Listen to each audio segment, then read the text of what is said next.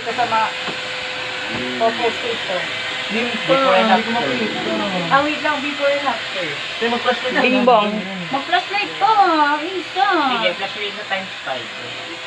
Huwag mo nang iutos ang Hindi yun. Ang ibig ko sabihin, natatakpan mo siya sa ilaw. Ayan, ganyan mo yun. Magkapatid yan. Pero mas maganda si Bina dyan, ha? Mga palagi na Mamaya to si Tita Bernadette pag naman. Aba, uy! Basta likod ka. Wala kang ihawid, wala.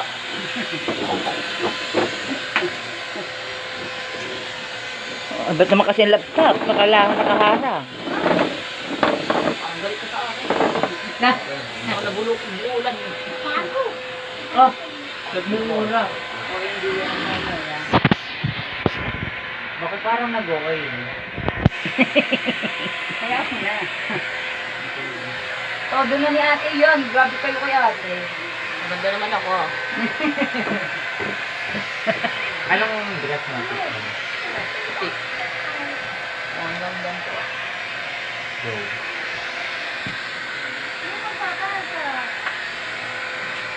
Send mo ka ng 200 si Tita Maita doon sa cellphone ko. Naisend mo na ba yung number mo, ta? Wait. Ano, bitaw? Pati pa yan, Nag-shape ka ba?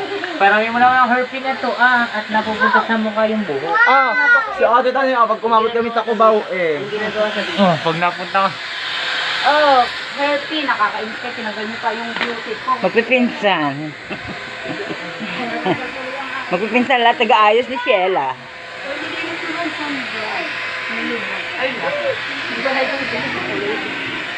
Nakapopogi, kaya lang sila ay mga dalaga.